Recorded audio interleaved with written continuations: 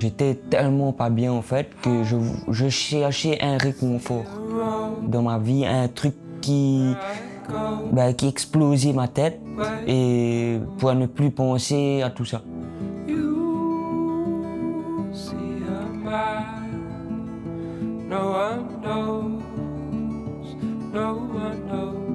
Je m'appelle Cyril, j'ai 29 ans, j'habite à Saint-Denis avec ma maman. Et suite à la séparation de mes parents, j'ai commencé le Zamal.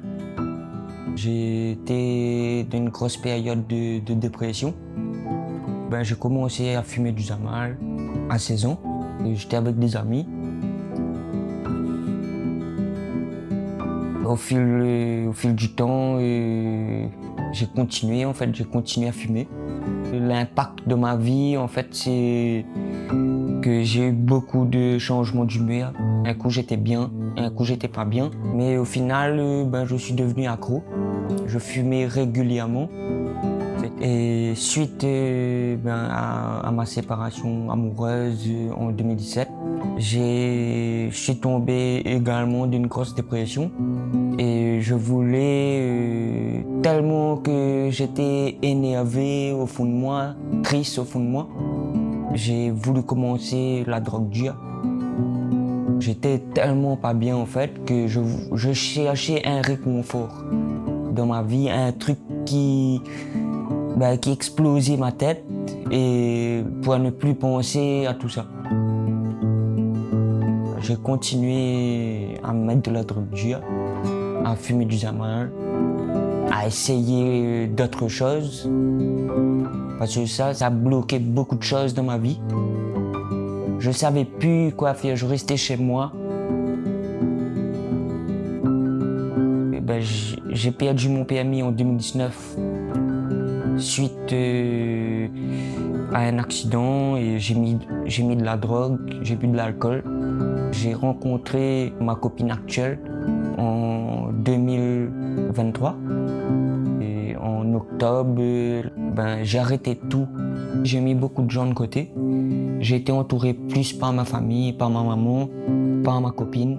C'est ça qui m'a donné la force d'arrêter. C'est les 6 mois les plus difficiles pour arrêter.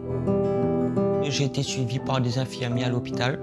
À force de parler avec les infirmiers, avec le psychologue, nous aussi, en fin de compte, on a envie d'être sérieux et de surpasser tout ça, en fait.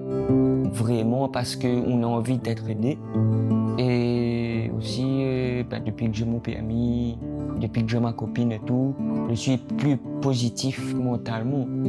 Tout ce qui dit drogue, Zamal et tout, ça me donne envie d'arrêter tout. Donc aujourd'hui, je me concentre sur ma famille, sur ma vie professionnelle, ma vie personnelle.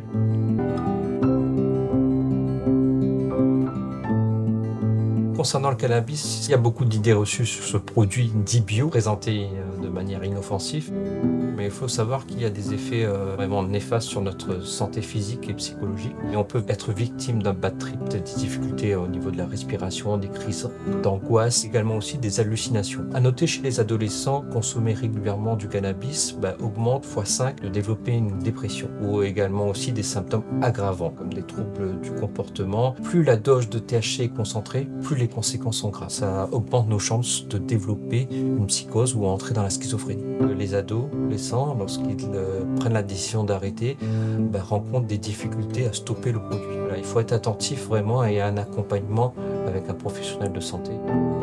Perte de la mémoire et de la capacité d'attention, troubles de l'apprentissage, troubles du sommeil, anxiété, dépression. Les conséquences de la consommation régulière de cannabis, de Zamal, sont nombreuses et peuvent être graves. Parlez-en à votre médecin, un professionnel de confiance ou à un centre d'addictologie. Ils sauront vous aider et vous accompagner. Plus d'informations sur masanté.re.